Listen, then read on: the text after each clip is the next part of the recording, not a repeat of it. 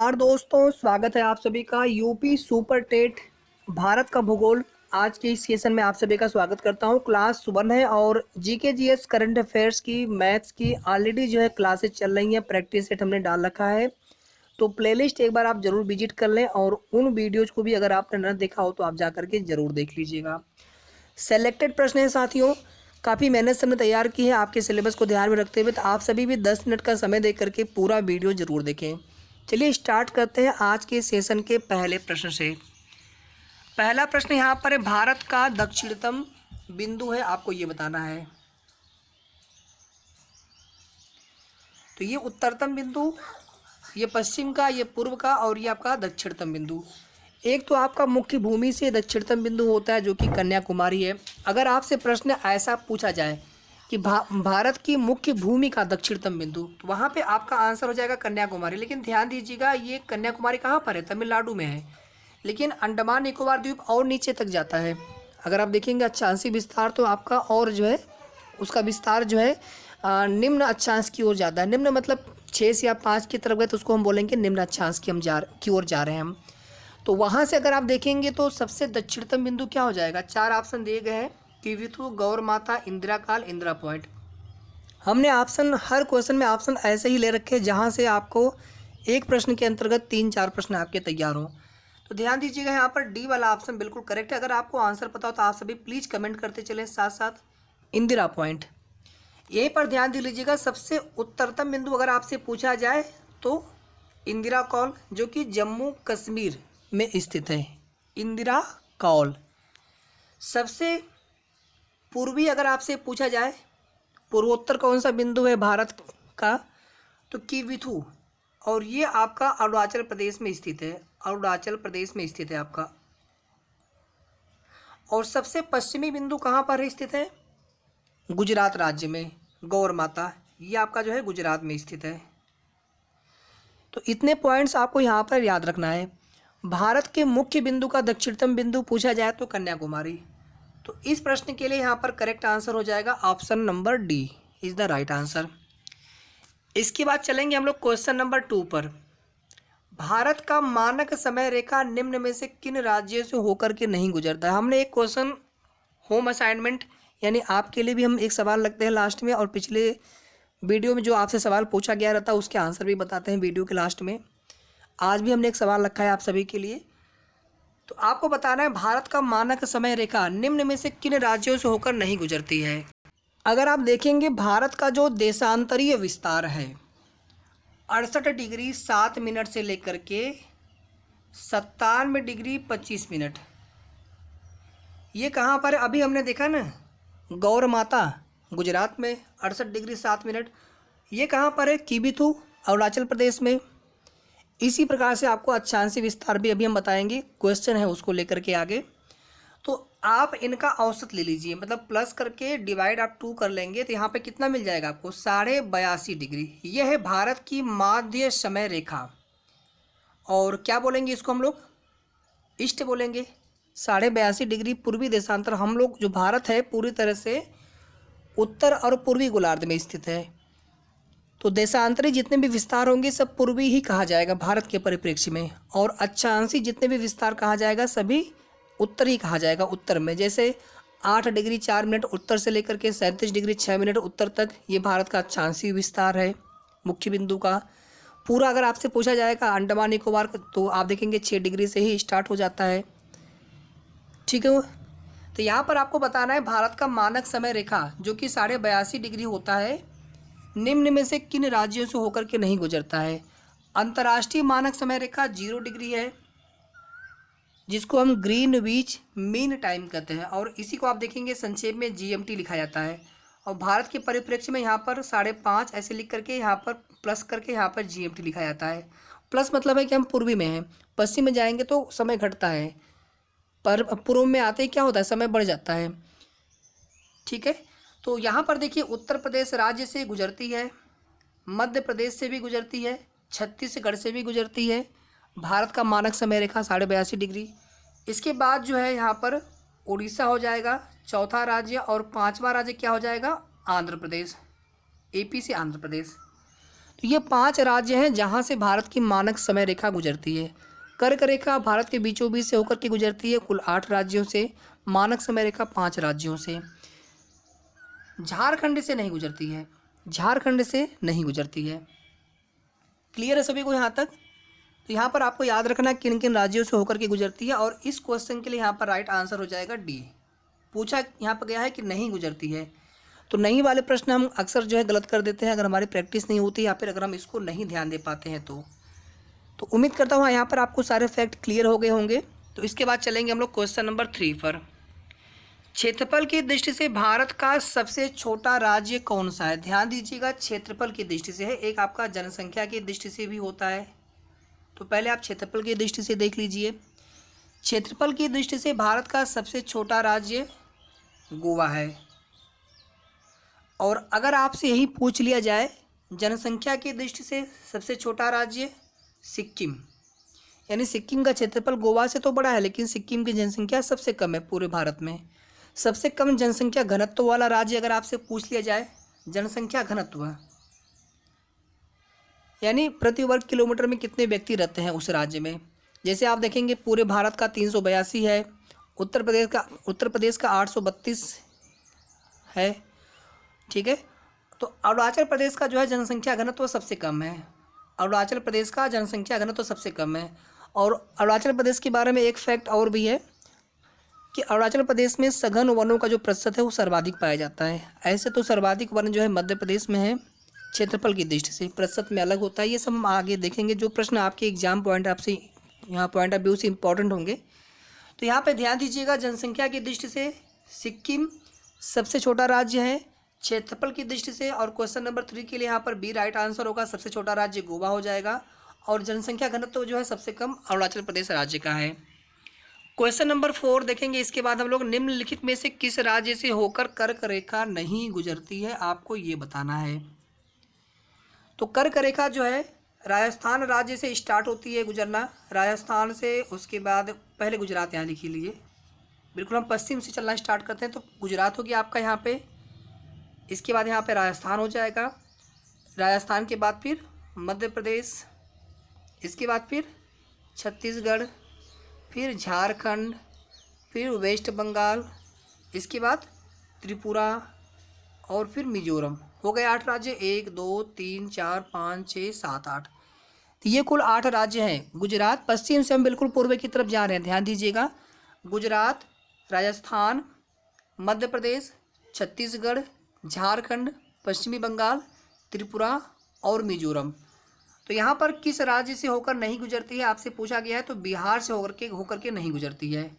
तो ये आपको 8 राज्य याद रखना है। प्रश्न आपसे बन सकता है यहाँ से, कोई भी आपको 4 ऑप्शन दे देगा, एक ऑप्शन हो ऐसा होगा जहाँ से नहीं गुजरती, बाकी 3 ऑप्शन से गुजरते होंगे, या फिर हो सकता है कि एक राज्य से गुजरता हो बाकी 3 राज्यों से न गुजरता हो। प्रश्न कैसा भी बन सकता है।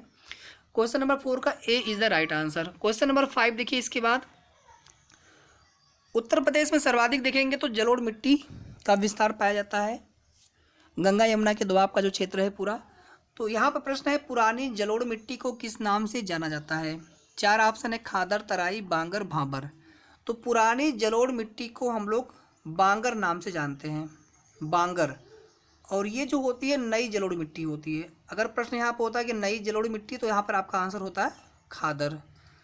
तराई, तराई वह क्षेत्र होता है जहाँ पर नदियाँ, जहाँ पर विलुप्त प्राय नदियाँ पुनः जो है अस्तित्व में आ जाती हैं। जैसे ये आपका मान लीजिए पहाड़, यहाँ से नदी ऊपर से निकलना प्रारंभ हुई, तो यहाँ पर पड़ता है भाबर का क्षेत्र, मतलब कंकड़ीला क्षेत्र होता है, जहाँ पर नदियाँ लुप्त हो जाती हैं, जहाँ पर जो नदी है वो लुप्त हो जाती है। फिर आपका नीचे होता है तराई क्षेत्र, जहाँ पर नदियाँ फिर से जो है जीवित हो जाती हैं, ठीक है। इसके बाद फिर आपका मैदानी क्षेत्र, ये पूरा प्रोसीजर होता है नदियों के बहने का। क्लियर है आप सभी को? भाबर जहाँ नदियाँ लुप्त हो जाती है, तराई जहाँ नदियाँ पुनः जीवित हो जाती हैं। इसी वजह से देखेंगे कि जो तराई क्षेत्र होता है वहाँ पे नमी होती है मिट्टी में ज़्यादा, वहाँ पे मच्छर का प्रकोप ज़्यादा होता है, बीमारियाँ जो मच्छरों वाली होती है जैसे जापानी एन्सेफेलाइसिस।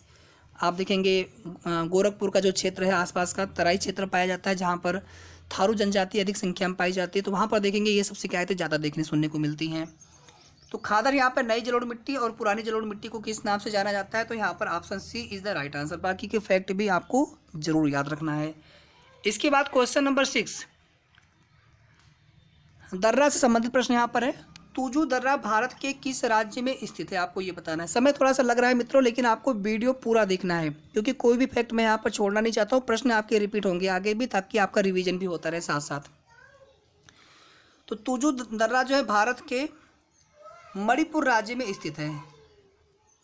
तुजू दर्रा भारत के मणिपुर राज्य में स्थित है, और इसी दर्रे से जो है मणिपुर, या कह लीजिए भारत से मिजोरम, माफ़ी चाहूँगा, म्यांमार एक देश है, तो म्यांमार देश में यहाँ से जाया जाता है। क्योंकि पहाड़ियाँ हैं पूरी, आप देखेंगे नागालैंड, मिजोरम और मेघालय, त्रिपुरा, मिजोरम, मणिपुर हो गया आपका, नागालैंड, मणिपुर, मिजोरम। ये जो आपका ये बॉर्डर है आपका, इधर म्यांमार इधर भारत है, तो नागालैंड, यहाँ मिजोरम हो गया, यहाँ पे आपका मणिपुर हो गया। ये 3 राज्य हैं आपके, मिजोरम, मणिपुर और नागालैंड। सबसे नीचे आपका यहाँ पर देखेंगे मिजोरम ऐसे पड़ता है यहाँ पर, ठीक है। और यहाँ तक आपका जो है ये अरुणाचल प्रदेश हो गया, घूम के ऐसे आता है पूरा ऐसे, ये पूरा आपका अरुणाचल प्रदेश हो गया। बीच में आपका असम यहाँ पे रहता है। एक दिन आपको पूरा मैप करा देंगे अच्छे से। तो ध्यान दीजिएगा, तुजू दर्रा जो है भारत के मणिपुर राज्य में स्थित है। उत्तराखंड के भी कुछ महत्वपूर्ण दर्रे, चूँकि ऑप्शन था यहाँ पर उत्तराखंड, सिक्किम, अरुणाचल प्रदेश, तो इनके भी दर्रों को आप यहीं पर देख लीजिए। उत्तराखंड के महत्वपूर्ण दर्रे हैं माना, नीति और लिपुलेख, ठीक है। लिपुलेख से एक नदी प्रवेश करती है भारत में। आपको बताना है राइट आंसर। अगर आपको पता हो तो प्लीज़ बताइए, अदरवाइज मैं आपको बाद में बता दूंगा, या इसी वीडियो में मैं आपको फिर से बता दूंगा। सिक्किम में भी 2 महत्वपूर्ण दर्रे हैं, नाथुला और जेलेपला। आप देखेंगे मानसरोवर की यात्रा पर जाना होता है तो इन्हीं में से किन्हीं एक दर्रों का प्रयोग करना होता है, या फिर जो भारत चीन व्यापार होता है उसमें भी इन्हीं में से किन्हीं एक दर्रों का प्रयोग होता है। तो सिक्किम के 2 दर्रे हैं, नाथुला, जेलेपला। अरुणाचल प्रदेश का देख लीजिए, यांगयाप, बोमडिला, पांगसाऊ। यांगयाप से जो है ब्रह्मपुत्र नदी जो है भारत में प्रवेश करती है। ये आपको बताना है कि लिपुलेख से कौन सी नदी भारत में प्रवेश करती है। मैं आपको 3 ऑप्शन भी दे देता हूँ यहाँ पर, सिंधु, सतलज और एक ऑप्शन और ले लीजिए आप, गंगा। इन्हीं में से कोई एक राइट आंसर है, आप लोग राइट आंसर बताएं, ठीक है। तो ये बाकी फैक्ट भी आपको याद रखना है, और इस क्वेश्चन के लिए यहाँ पर राइट आंसर हो जाएगा मणिपुर। यांगयाप, बोमडिला, पांगसाऊ ये अरुणाचल प्रदेश के प्रमुख दर्रे हैं, और यांगयाप दर्रे से ब्रह्मपुत्र नदी भारत में प्रवेश करती है। क्वेश्चन नंबर 7, भारत में जनसंख्या की दृष्टि से सबसे छोटा राज्य। ये क्वेश्चन तो ऑलरेडी हमने करा दिया है, जो क्षेत्रफल की दृष्टि से सबसे छोटे वाला राज्य वाले प्रश्न के अंतर्गत, लेकिन फिर भी यहाँ पर इसको हमने इंक्लूड किया क्योंकि ये प्रश्न भी इंपॉर्टेंट है, कई बार परीक्षाओं में पूछा गया है। तो जनसंख्या की दृष्टि से सबसे छोटा राज्य कौन सा है? सिक्किम। 7 का B is the right answer. Question number 8, कुछ हमने यहाँ पर पास ले रखे हैं, या जो चैनल होता है पास कह लीजिए, या फिर इन्हीं को आप चैनल कह लीजिए, एक ही बात है। एक तरह से ये आप समझ सकते हैं कि ये वह क्षेत्र, समुद्री क्षेत्र या वह जलीय क्षेत्र होता है जो किन्हीं 2 भूभागों के मध्य स्थित होता है। इन्हीं को बोला जाता है पास या फिर चैनल। जैसे आप देखेंगे पाक जल संधि जो कि भारत और श्रीलंका के मध्य स्थित है। इसी प्रकार से और भी बहुत सारे हैं। तो यहाँ पे कुछ महत्वपूर्ण हमने ले रखे हैं। जैसे पहला यहाँ पर देखिए, आपसे पूछा गया है दक्कन पास कहाँ स्थित है। तो दक्कन पास जो है लघु अंडमान और दक्षिण अंडमान के मध्य स्थित है। ये आपका जैसे अंडमान द्वीप होता है ऐसे पूरा, फिर यहाँ निकोबार द्वीप होता है, ठीक है। इसमें भी आप देखेंगे कि ग्रेट अंडमान होता है, मध्य अंडमान होता है, लघु अंडमान होता है, ये नीचे वाला ये निकोबार हो गया आपका, ठीक है। उसी में आपका दक्षिणी अंडमान भी होता है छोटा सा पार्ट करके। तो आपको याद रखना है कि लघु अंडमान और दक्षिण अंडमान के मध्य दक्कन पास स्थित है। 8 डिग्री चैनल ये कहाँ पर स्थित है? तो मालदीव और मिनिकॉय के मध्य। मिनिकॉय भी एक द्वीप है, मालदीव एक देश है।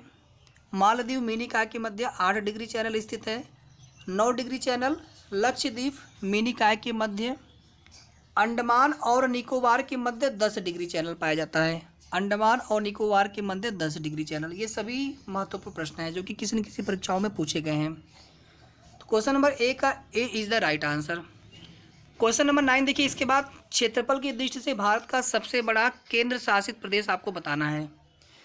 इस प्रश्न में हो सकता है कि आपको कन्फ्यूजन हो, लेकिन यहाँ पर जो है इसका राइट आंसर आपको वो बताना है, और यहाँ पर राइट आंसर आपको बताया जाएगा। अभी 4 ऑप्शन यहाँ पर दिए गए हैं, दिल्ली, अंडमान व निकोबार द्वीप समूह, लद्दाख, जम्मू कश्मीर, क्योंकि ये दोनों जो है यहाँ पर नए केंद्र शासित प्रदेश बने हैं।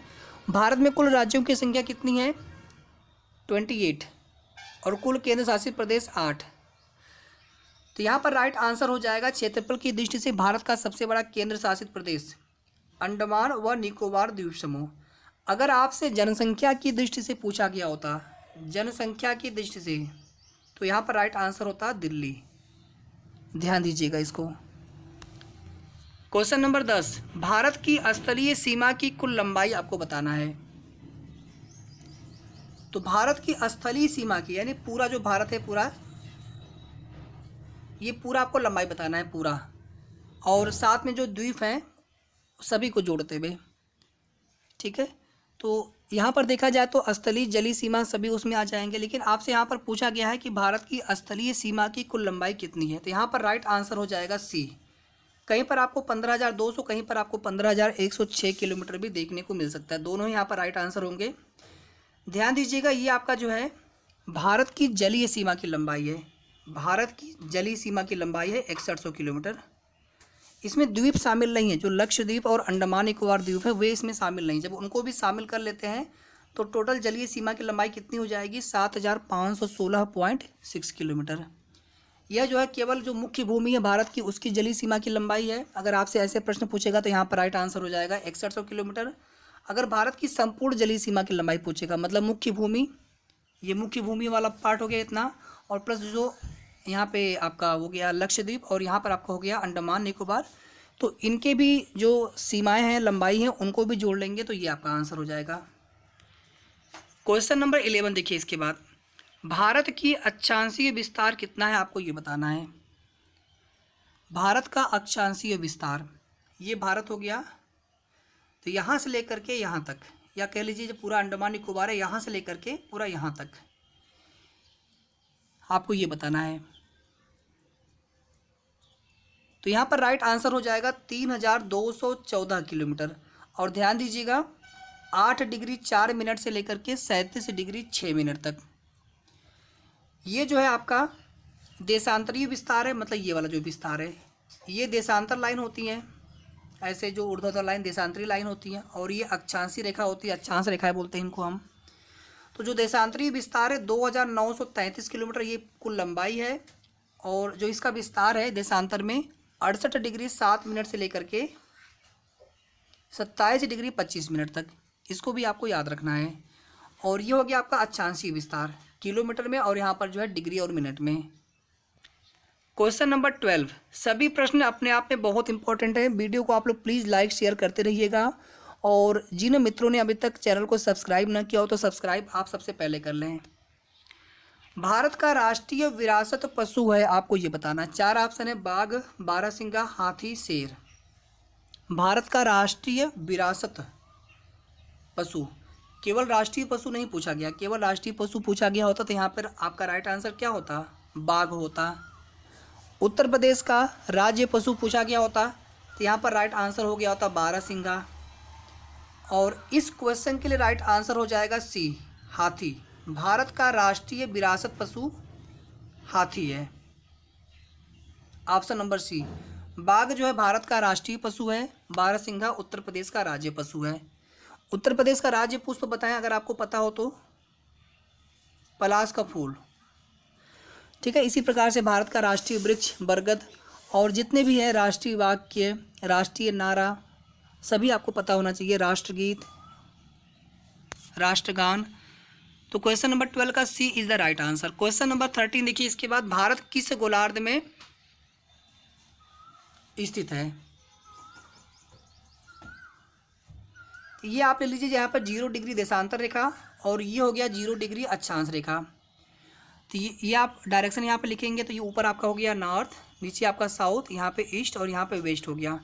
तो ये आपका उत्तर पूर्वी हो गया, ये आपका उत्तर पश्चिमी हो गया गोलार्ध, ये आपका दक्षिण पश्चिम गोलार्ध हो गया, और ये आपका दक्षिण पूर्व गोलार्ध हो गया। तो भारत जो है यहाँ पर स्थित है। तो भारत जो है पूरी तरह से उत्तर पूर्वी गोलार्ध में स्थित है, उत्तर पूर्वी गोलार्ध में स्थित है भारत पूरी तरह से। और अभी हमने आपको इसका अक्षांशीय और देशांतरीय विस्तार भी आपको बताया। इसमें आपको एक चीज़ और ध्यान रखना है, ये जो हम यहाँ पर लिखते हैं ना 8 डिग्री 4 मिनट, इसको आपको कर लेना है नॉर्थ से 37 डिग्री 6 मिनट नॉर्थ, मतलब उत्तर। और इसमें आपको कर लेना है ईस्ट 68 डिग्री 7 मिनट पूर्व से 97 डिग्री 25 मिनट पूर्व। ठीक है, इतना आपको इसमें और ऐड कर लेना है। तो क्वेश्चन नंबर 13 का A is the right answer. Question number 14 देखिए, इसके बाद भारत का मानक समय रेखा ग्रीनविच मीन टाइम GMT से कितना आगे है। तो यहाँ पे 4 ऑप्शन दिए गए हैं और ये घंटा ये मिनट। तो 0 डिग्री हो गया आपका ग्रीनविच मीन टाइम और हमारा जो माध्य समय रेखा कितना है 82.5 डिग्री है। तो आपको बताना है कि 1 डिग्री देशांतर से कितने मिनट का फ़र्क होता है। ठीक है, अगर आपको पता होगा तो आप उतने मिनट का आप इसमें मल्टीप्लाई कर देंगे तो आपको आंसर मिल जाएगा। तो यहाँ पर राइट आंसर हो जाएगा ऑप्शन नंबर सी 5.5 घंटा। ये आपको याद रखना है।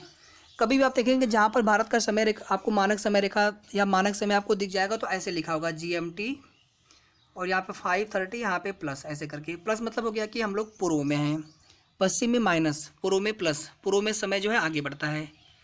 और आज के सेशन का लास्ट क्वेश्चन है, भारत किस देश के साथ स्थलीय सीमा साझा नहीं करता है। यहाँ पर एक क्वेश्चन और पूछा गया था किसी परीक्षा में कि भारत का जो मानक समय रेखा है पाकिस्तान की मानक समय रेखा से कितना आगे या पीछे है। तो पाकिस्तान का जो मानक समय रेखा है 5 घंटा है 00 मिनट और भारत का ये हो गया। तो भारत का जो है पाकिस्तान से 30 मिनट आगे है मानक समय रेखा। तो इसको आप जानते रहिए, एक क्वेश्चन पूछा गया था किसी एग्जाम में, तो हो सकता है कि किसी एग्जाम में फिर से पूछ लिया जाए। लास्ट क्वेश्चन है आज के सेशन का, भारत किस देश के साथ स्थलीय सीमा साझा नहीं करता है। 4 ऑप्शन है, भूटान, श्रीलंका, बांग्लादेश, अफगानिस्तान। आपको यहाँ पर कन्फ्यूज नहीं होना है, जो POK है ये भारत का ही भाग है। तो उसके अंतर्गत स्थलीय सीमा जो है अफगानिस्तान के साथ भी भारत साझा करता है 106 किलोमीटर की। सबसे छोटी स्थलीय सीमा अफगानिस्तान के साथ है। सबसे बड़ी स्थलीय सीमा बांग्लादेश के साथ में है। ठीक है, भूटान के साथ आप मत कर दीजिएगा सबसे छोटी स्थलीय सीमा में, क्योंकि भूटान एक छोटा सा देश है। तो सबसे छोटी स्थलीय सीमा अफगानिस्तान के साथ, सबसे बड़ी स्थलीय सीमा बांग्लादेश के साथ भारत साझा करता है।